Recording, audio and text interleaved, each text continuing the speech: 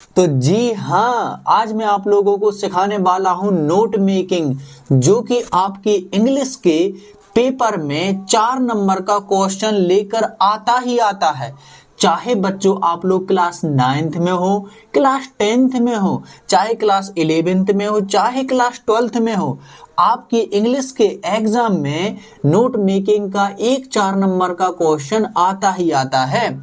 अब यदि आप लोग नोट मेकिंग अच्छे तरीके से नहीं करते हैं तो फिर आप लोगों को वो पूरे 4 नंबर नहीं मिलते हैं। ठीक है, तो आज मैं आप लोगों को नोट मेकिंग बिल्कुल बेसिक तरीके से कैसे करते हैं और किस प्रकार से आप लोग बिल्कुल 4 में से 4 नंबर ला सकते हैं, मैं बिल्कुल पूरे तरीके बताऊंगा। ठीक है, और मैं की पॉइंट्स बताऊंगा और उन की पॉइंट्स की मदद से आपके 4 में से 4 नंबर कोई भी नहीं खा सकता, ये मेरी गारंटी है। बस आप लोगों को क्या करना है, पूरी वीडियो को ध्यान से देखना है। हाँ, मैं सभी लोगों की तरह कह रहा हूं कि पूरी वीडियो को ध्यान से देखना है, क्योंकि ये कोई शॉर्ट्स वीडियो नहीं है कि जल्दी से देख लिया, स्क्रॉल किया और आगे बढ़ गए तो सबको समझ में आ गया। ऐसा नहीं होगा। इधर पे आपको ध्यान लगाना होगा, चीजों को समझना होगा, और मैं बिल्कुल पूरी तरीके से आप लोगों को बहुत ही बेहतरीन और सिंपल सी लैंग्वेज में समझाऊंगा। तो आइए शुरू करते हैं हमारी नोट मेकिंग, और ये आपकी सभी क्लासेस के लिए होगी। तो चलिए शुरू करते हैं। तो नोट मेकिंग में मैं सबसे पहले मैं आप लोगों को इसके की पॉइंट्स बता देता हूं कि आप लोगों को कौन से की पॉइंट्स यानी कौन कौन सी बातें याद रखने हैं जब भी आप लोग नोट मेकिंग का क्वेश्चन है वो सॉल्व करते हैं। ये आपको पता ही होगा कि नोट मेकिंग में एक पैराग्राफ आता है, उसमें से हमें नोट्स बनाने होते हैं। जैसा कि नोट मेकिंग उसमें लिखा ही है कि नोट मेकिंग यानी कि कोई पैसेज दी गई होगी, उसमें से हमें नोट्स बनाने हैं। अब ये कैसे होगा, जैसे हम लोग अपनी बुक का कोई भी एक लेसन पढ़ते हैं और उसके नोट्स बनाते हैं ना, क्वेश्चन आंसर लिखते हैं, है ना, कि ये चीज इसके बारे में है, तो उसी टाइप से हम लोग इसके नोट्स बनाएंगे, लेकिन ये कुछ डिफरेंट तरीके से बनेगा और मैं आप लोगों को बहुत ही प्यारे तरीके से समझाऊंगा। तो आइए देख लेते हैं सबसे पहले नोट मेकिंग के की पॉइंट्स। तो ये रहा बच्चों आप लोगों के लिए की पॉइंट्स, है ना, की points for best note making, मतलब आप लोग बेहतरीन तरीके से नोट मेकिंग बनाओगे। ठीक है, मैं आप लोगों को यहां पर पहले की पॉइंट्स ही बता देता हूं, ठीक है, बाद में चर्चा बाद में करेंगे। तो सबसे पहला की पॉइंट्स है जो आपको ध्यान रखनी है, वो है भाई साहब, read passage carefully to understand the main idea. आप लोगों को क्या करना है कि जो भी आप लोगों को पैसेज दी गई है, इंग्लिश में दी गई होगी, है ना, इंग्लिश का पेपर है तो उसी में तो होगी सर ना, आप भी क्या, अरे हाँ बच्चों होगी। तो आप लोगों को क्या करना है कि जो पैसेज आप लोगों को दी गई है उसको बहुत ही केयरफुली यानी कि बहुत ही ध्यानपूर्वक उस पैसेज को पढ़ना है। और पढ़ना किस लिए है, ताकि आप लोगों को उसका मेन आइडिया समझ में आ जाए कि ये किसके बारे में है। ठीक है, पहली बात तो ये बात आप लोगों को बहुत ही अच्छे से ध्यान रखनी है। सेकंड बात, तो सेकंड बात, अच्छा इसके लिए कलर चेंज कर लेता हूँ, ये तो यही हो गया, फिर कैसे दिखेगा थोड़ा अलग।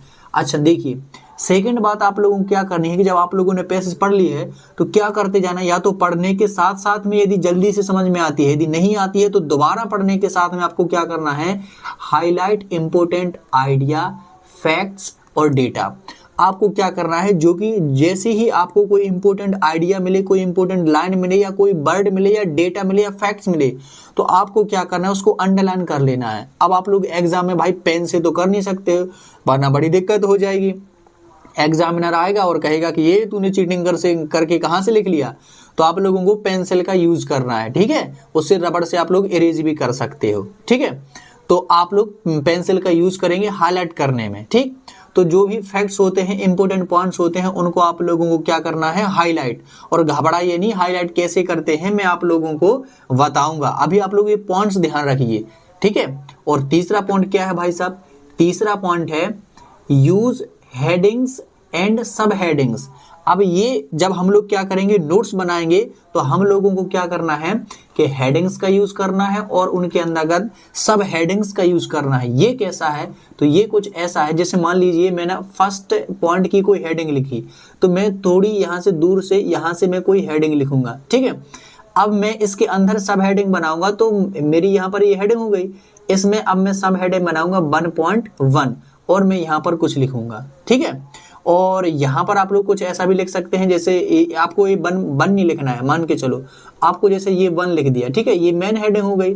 फिर आप लोग इसमें लिखना चाहते हैं ऐसा वाला वन, तो ये भी आप लोग लिख सकते हैं, ठीक है। तो ये मेन हेडिंग हो गई, यहाँ पर हम कुछ लिखेंगे। फिर इससे रिलेटेड इसमें कुछ हम लोग लिखेंगे, तो ये हमारी सब हेडिंग हो गई। अरे घबराइए नहीं, मैं एग्जाम्पल के थ्रू सब बताऊंगा। बस आपको ध्यान रखना है कि पहले हम लोगों को हेडिंग लिखना है, फिर उसके अंतर्गत सब हेडिंग लिखनी है, ठीक है। इससे हमारी जो नोट मेकिंग है वो बड़ी ही मस्त लगती है और एग्जामिनर आपको देखते ही नंबर देता है ना। चलिए देखते हैं थर्ड पॉइंट कौन सा है। तो इसके लिए मैं थोड़ा कलर चेंज कर लेता हूं आपके लिए, ये रहा। तो थर्ड पॉइंट में आपको क्या करना है भाई साहब, यूज शॉर्ट फॉर्म्स यानी कि एब्रिविएशंस। आपको क्या करना है कि शॉर्ट फॉर्म का यूज करना है। अब शॉर्ट फॉर्म का कैसे, जैसे गवर्नमेंट को हम लोग क्या लिख देते हैं, GOVT, तो ये इसका एब्रिविएशन है यानी कि शॉर्ट फॉर्म है। जैसे इम्पोर्टेंट को लिख देते हैं IMP, चीफ मिनिस्टर को लिख देते हैं CN। तो इस प्रकार के शॉर्ट फॉर्म आपको यूज करना है, ठीक है। तो ये जब हम लोग यूज करते हैं तो हमारी एक तो छोटी कंसाइज हो जाती है पैसेज, और ये दिखने में भी बड़ी ही इंप्रेसिव लगती है। और हमारा पांचवा पॉइंट है बच्चों, और इसका लास्ट पॉइंट है राइट समरी। अब यहाँ पर ये जो समरी वाला क्वेश्चन है, ये पहले के टाइम पे पूछा जाता था, है ना, 2015-16 के समथिंग ये पूछा जाता था, ठीक है।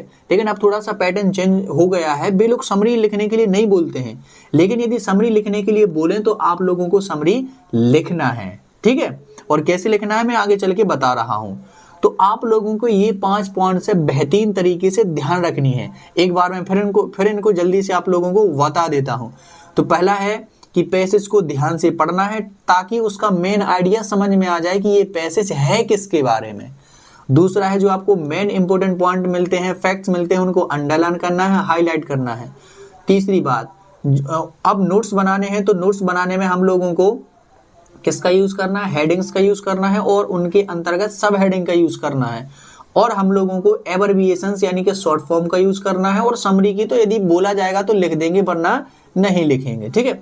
और यहाँ पर मैं एक 6 पॉइंट्स और भी यूज करना चाहता हूं, है ना, क्योंकि जब भी नोट मेकिंग का क्वेश्चन आता है तो उसमें 2 क्वेश्चन होते हैं। क्वेश्चन नंबर फर्स्ट में पूछा जाता है आपसे बच्चों कि इसके नोट्स बनाइए, और क्वेश्चन नंबर 2 में पूछा जाता है बच्चों आपसे कि टाइटल लिखिए। क्या पूछा जाता है, टाइटल लिखिए, ठीक है। तो ये कुछ 2 क्वेश्चन पूछे जाते हैं, एक नोट्स बनाइए और एक टाइटल लिखिए। पहले वाले में नोट्स पूछे जाते हैं, दूसरे वाले में टाइटल पूछा जाता है, ठीक है। तो चलिए अब हम लोग इसको एक हिंदी की बड़ी ऐसी प्यारी सी कहानी से समझते हैं कि हम लोग नोट मेकिंग किस प्रकार से करेंगे। तो इन बातों को हम लोग ध्यान रखेंगे और एक कहानी को पढ़ते हैं। मैं आप लोगों को पहले हिंदी में समझाऊंगा, क्योंकि जनरली मेरे चैनल पर ना हिंदी मीडियम वाले ही बच्चे होते हैं, तो मैं उनको बढ़िया प्यार से सबसे पहले हिंदी में ही समझाऊंगा, ठीक है। और हिंदी में समझाने के बाद मैं आपको ले चलूंगा अपनी इंग्लिश की तरफ। तो चलिए देखते हैं हिंदी में पैसेज। तो ये रही भैया, ये हिंदी की बढ़िया प्यारी सी पैसेज है, ठीक है। अब इसको पढ़िए और इसके हम लोग नोट्स बनाते हैं, ठीक है। आप लोग भी पढ़िए मेरे साथ। एक बार, अच्छा ये क्या है, एक बार है, इसका आगे का एक किसी ने खा लिया, चलो मैं लिख देता हूं। एक बार एक छोटे से गांव में 4 दोस्त रहते थे। तो यहाँ पर देखिए 4 दोस्त हैं, मतलब एक हाईलाइट वाली बात है, तो मैंने इसको हाईलाइट किया। 4 दोस्त रहते थे, हर किसी की अपनी खासियत थी जो उन्हें सबसे अलग बनाती थी। अर्जुन बहुत ही बहादुर था। तो अर्जुन जो था वो कैसा था, बहादुर। कोई भी मुश्किल हो वह बिना डरे उसका सामना करता था। गांव में जब जंगल में बाघ दिखाई दिया तो अर्जुन ने ही लोगों की मदद की, ठीक है। मतलब अर्जुन वो बहादुर था और लोगों की मदद करता था, ठीक है। उसकी यही मानसिकता उसे सबका प्रिय बनाती थी, ठीक है। एक दोस्त की बात हो गई कि वो बड़ा बहादुर था, वो एक दिन जंगल में जब उसको बाघ दिखाई दिया तो फिर उसने लोगों की मदद की, ठीक है। अगला दोस्त आता है नीना। अपने ज्ञान और समझदारी के लिए जानी जाती थी। जो नीना थी, एक दूसरी लड़की है, वो अपनी ज्ञान और समझदारी के लिए जानी जाती थी। किसके लिए, ज्ञान और समझदारी के लिए। तो यहाँ पर मैंने इसको हाईलाइट कर दिया, ठीक है। वह हर समस्या का हल अपने दिमाग से निकाल लेती थी, मतलब कोई भी समस्या वो हल निकाल लेती थी। एक बार गांव में पानी की कमी हो गई तो उसने एक योजना बनाकर कुआं खोदने का सुझाव दिया, जिससे सबकी परेशानी दूर हो गई, ठीक है। इसने भी मदद की। रोहन का स्वभाव एक और दोस्त आ गया तीसरा। तो एक अपन को यहाँ पर मिला अर्जुन, एक यहाँ पर मिला कौन सा था भैया? अर्जुन, और एक नीना थी और एक रोहन आ गया। रोहन का स्वभाव बहुत हंसी मजाक वाला था, वह अपनी मजेदार बातों से सबका दिल जीत लेता था। ठीक है, जब भी कोई उदास होता रोहन के चुटकुले उसे खुश कर देते, ये चुटकुले सुनाता था। सिया, अब एक और अगली लड़की आ गई सिया। सिया अपने दयालु स्वभाव के लिए जानी जाती थी, वह हर किसी की मदद करने के लिए तैयार रहती थी। गांव में जब एक परिवार भूखा था तो उसने अपनी जमा की हुई बचत देकर उसकी मदद की। ठीक है, ये भी मदद कर दी थी। एक दिन गांव में भयंकर तूफान आया जिसने सबको डरा दिया।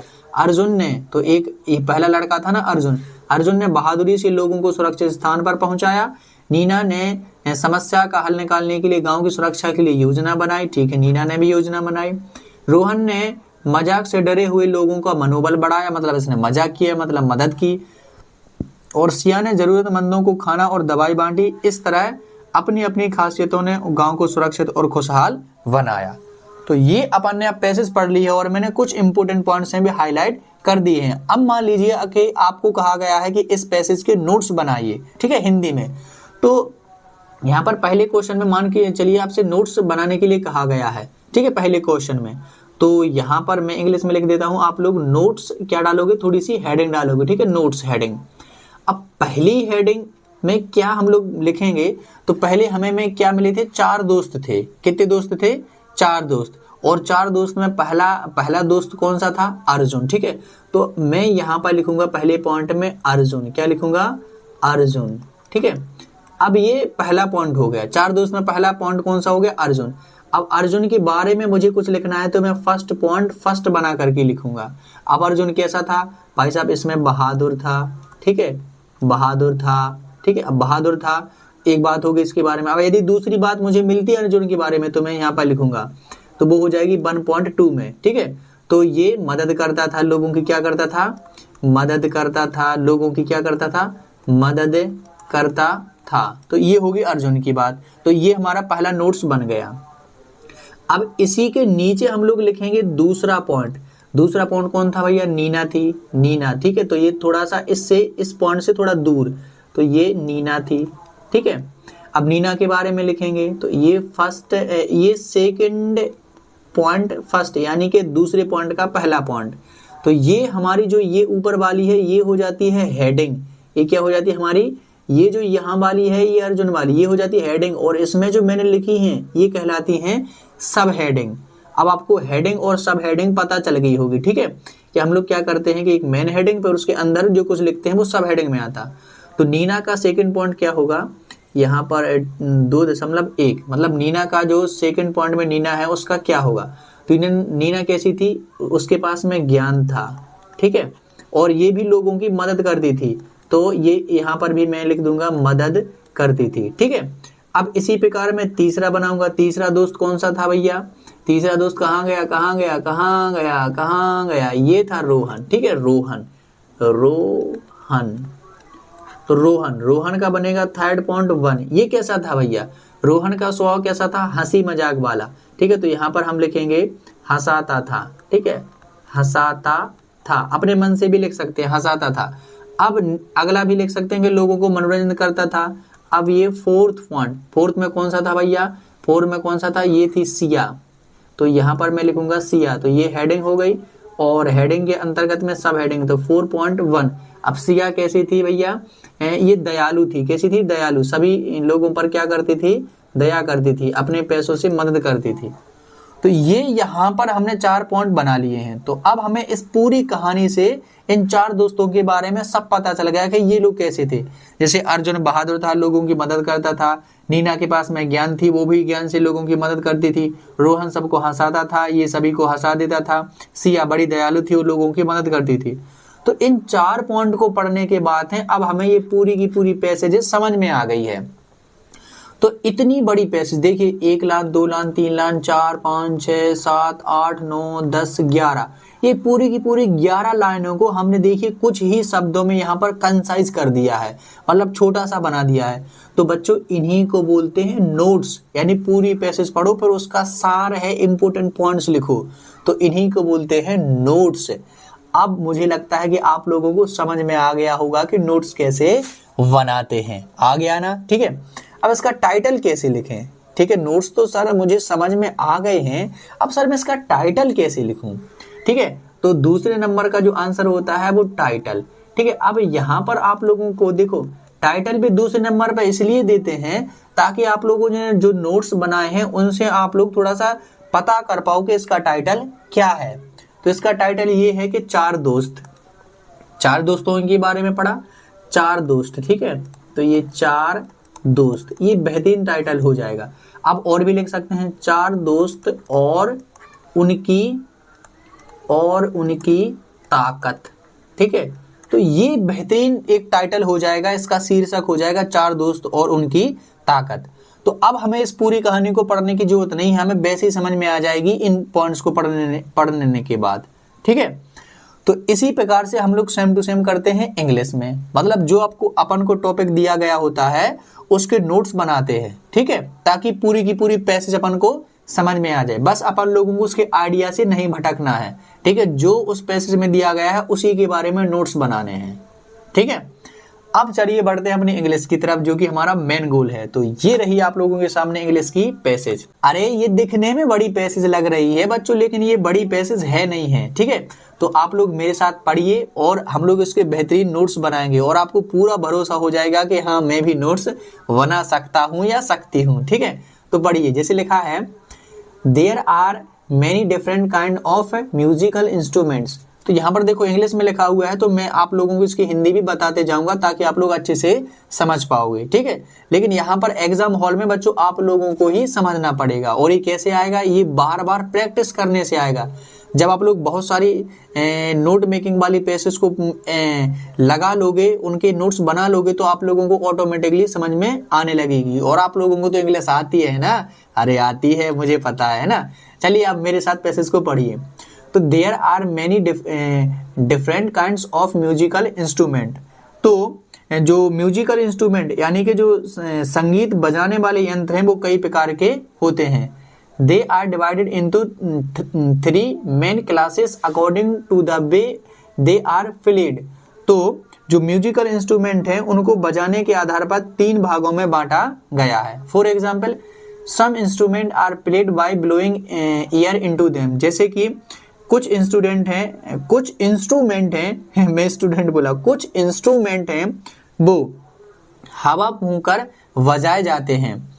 These are called wind instrument. और जो हवा फूंकर बजाए जाते हैं उनको हम लोग वायु वाद्य यंत्र बोलते हैं। ठीक है, मतलब जो जैसे हवा फूंक करके बजाए जाते हैं ना, उनको हम लोग क्या बोलते हैं? वायु वाद्य यंत्र। In some of these the air is made to vibrate inside a wooden tube and these are said to be the woodwind family। तो यहाँ पर देखिए, इनमें से कुछ में हवा को लकड़ी की नली के अंदर कंपन करने पर ध्वनि है उत्पन्न होती है और इन्हें लकड़ी के वाद्य यंत्र के परिवार में शामिल किया जाता है। और the example of this family are the flute. और इसके कुछ उदाहरण जैसे फ्लूट यानी बांसुरी, the clarinet and the bassoon. तो एक बांसुरी इसका उदाहरण है, एक क्लैरिनेट है और एक बासून है। ये सब हवा से फूंके जाने वाले वाद्य यंत्र हैं। ठीक है, तो इनको अंडरलाइन कर लिया। आगे है, other instruments are made of brass, the trumpet and the horn are the examples. ठीक है, और इसके अलावा कुछ अन्य वाद्य यंत्र हैं पीतल से बने होते हैं। ब्रास मतलब क्या होता है? पीतल। कुछ इंस्ट्रूमेंट है वो पीतल से बने होते हैं जैसे ट्रम्पेट और हॉर्न। इसके और आगे है, there are also various other wind instrument such as the mouth organ and वेगीज। ठीक है, बैक पाइप्स। तो देखिए यहाँ पर इसके अलावा जो माउथ ऑर्गन है और बैक पाइप हैं, जैसे बहुत सारे वायु के वाद्य यंत्र हैं। तो वायु के अपन ने अभी तक क्या पढ़ा कि जो म्यूजिकल इंस्ट्रूमेंट हैं वो कई मुख्यतः 3 प्रकारों में बांटे गए हैं, जिनमें से एक बता दिया उन्हें जो हवा से फूंके जाते हैं जैसे बांसुरी। ठीक है, और क्लियरनेट। और देख लेते हैं, some instrument are played by banging or striking them. और कुछ वाद्य यंत्रों को पीटकर या थपथपाकर बजाया जाता है। पीटकर कौन बजते हैं? सोचिए जरा। One obvious example is the drum of which there are various kinds. और इसका एक स्पष्ट उदाहरण है ढोल। क्या है? ड्रम मतलब होता है ढोल। तो ढोल को हम लोग पीट पीट करके बजाते हैं ना, तो ये इसका एक उदाहरण है। और drum of which there are various kinds, और इस प्रकार से इनके कई प्रकार होते हैं। Instrument like this are called percussion instrument, और इस प्रकार के जो इंस्ट्रूमेंट होते हैं उनको हम लोग ताल वाद्य यंत्र बोलते हैं। परक्यूशन इंस्ट्रूमेंट यानी ताल वाद्य यंत्र बोलते हैं।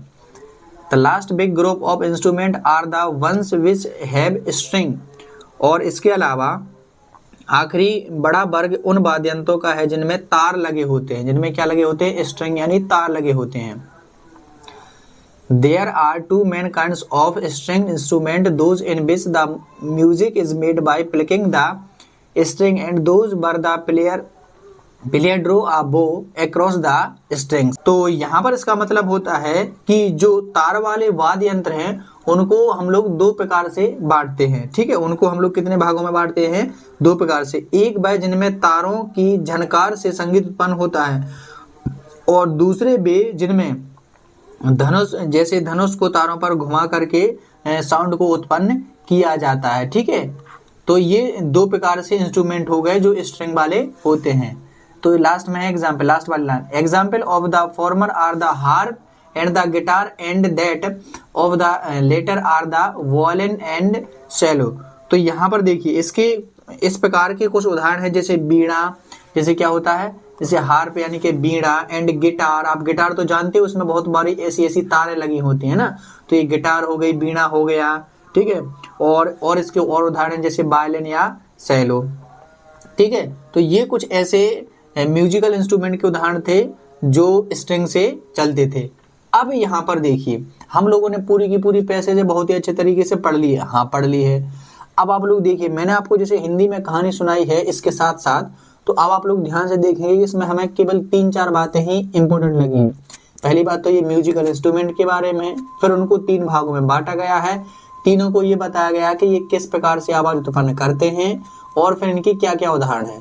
तो आइए देखते हैं इनके प्यारे से नोट्स, और देखिए कि इसमें कितनी लाइन है। देखिए इसमें है 1 2 3 4 5 6 7 8 9 10 और ये 10.5, यानी कि ये 10.5 लाइनों को हम लोग देखिए कितने, जब नोट्स बनाते हैं तो कितने छोटे तरीके में लिख देते हैं। देखिए जरा, तो मैं यहाँ पर बना के रखे हैं, तो समय को थोड़ा ध्यान में रखते हुए मैं आप लोगों के ये बना के दे दिए। देखिए जरा, तो जैसे कि क्वेश्चन में, जैसे कि आप लोगों को क्वेश्चन दिया गया होगा, तो यहाँ पर आप लोगों को नोट्स में कुछ इस प्रकार से लिखना है। नोट्स यहाँ पर हेडिंग डाल दी।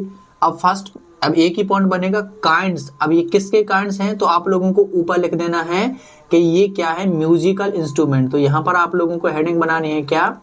Musical instrument. ठीक है, म्यूजिकल इंस्ट्रूमेंट, ये आप लोगों को हेडिंग बनानी है। फिर इसमें फर्स्ट लिखना है काइंड्स, यानी कि प्रकार।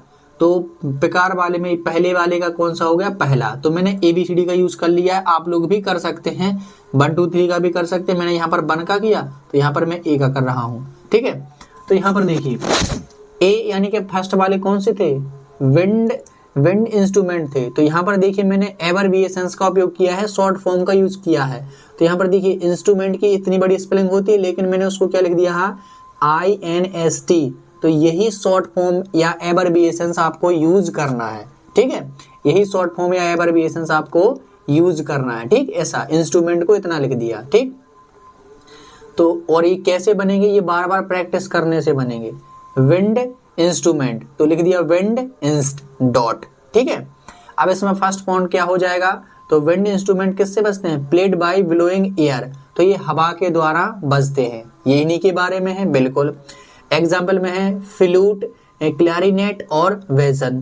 तो ये हमारे इसके उदाहरण हो गए। तो हमें विंड इंस्ट्रूमेंट सारे के सारे समझ में आ गए, ये हवा के द्वारा बजाए जाते हैं और ये इसके उदाहरण है। अब देखिए दूसरा नोट, तो परक्यूशन इंस्ट्रूमेंट। तो यहाँ पर परक्यूशन को मैंने पूरा लिख दिया और इंस्ट्रूमेंट को इतना ही लिखा। अब परक्यूशन इंस्ट्रूमेंट कैसे होते हैं? तो इसका अंदर का पहला पॉइंट है प्लेड बाय बैंगिंग स्ट्राइकिंग। तो इनको ऐसे ठोक ठोक करके बजाया जाता है, जैसे कि ड्रम। तो उदाहरण में ड्रम हो गया, तो और अच्छे समझ में आ गया। सी वाला है स्ट्रिंग्ड इंस्ट्रूमेंट, यानी कि जिनमें तार लगे होते हैं। Made by plucking string. तो यहाँ पर देखिए मैंने इसका पेलिकिंग का यहाँ पर शॉर्ट फॉर्म लिख दिया है, ठीक है। शॉर्ट फॉर्म मतलब एब्रिविएशंस कर दिया है। तो ये अपन लोगों को कहाँ मिला था पेलिकिंग वाला पॉइंट, जरा ढूंढिए मेरे साथ में बच्चों, यहाँ पर थर्ड लाइन में कहाँ है, ये रहा। देखिए ये वाला जो वर्ड था, ये वाले वर्ड को मैंने कुछ इस प्रकार से शॉर्ट फॉर्म में लिख दिया है, ठीक है।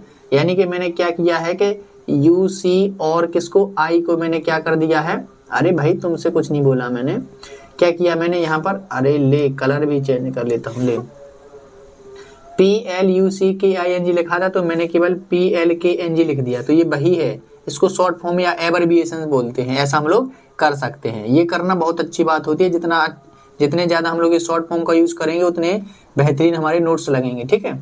और एग्जाम्पल में हमने लिख दिया क्या, गिटार और हार्प, गिटार बीड़ा।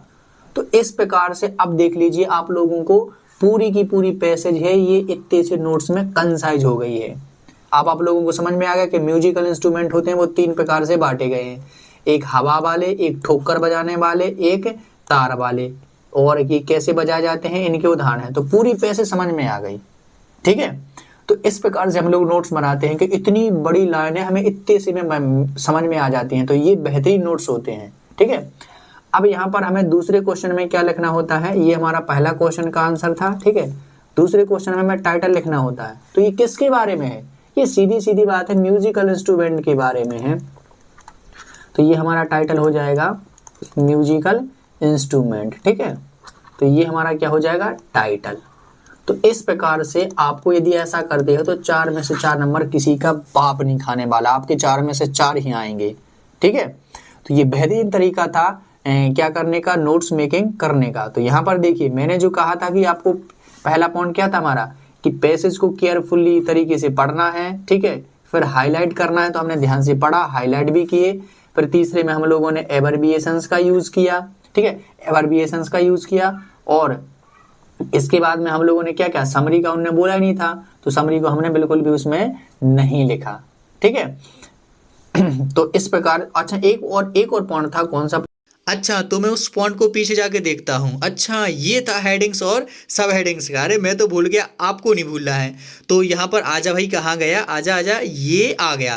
तो यहाँ पर देखिए जो विंड वाला है ये हमारी हेडिंग है, और ये नीचे वाली प्लेट बाई है हमारी सब हेडिंग है। तो 4th पॉइंट था हमारा हेडिंग्स एंड सब हेडिंग्स। तो आपको ये 4 पॉइंट्स ध्यान रखने हैं, पैसेज को ध्यान से पढ़ना है, ठीक है, हाईलाइट करना है, और फिर हेडिंग और सब हेडिंग बनानी है, और फिर एब्रिविएशंस यानी शॉर्ट फॉर्म का यूज करना है, ठीक है।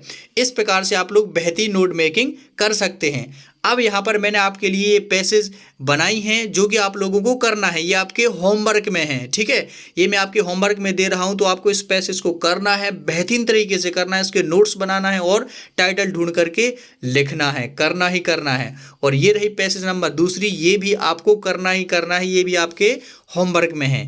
यदि आप लोग इन 2 पैसेज को बेहतरीन तरीके से कर लेते हो तो आपको खुद अपने ऊपर विश्वास हो जाता है कि हाँ मैं अब नोट मेकिंग कर लूँगा और मेरे 4 नंबर आ ही जाएंगे, कोई भी नहीं काटेगा। बस आपको बहुत सारी अनसिन पैसेज की यानी नोट मेकिंग वाली पैसेज की आपको प्रैक्टिस करनी है, और आप लोग जितनी ज़्यादा पैसेज की प्रैक्टिस करेंगे उतनी अच्छी आप लोगों पर नोट मेकिंग बनने लगेगी, और आपके 4 में से 4 नंबर कोई भी नहीं खा पाएगा, ठीक है।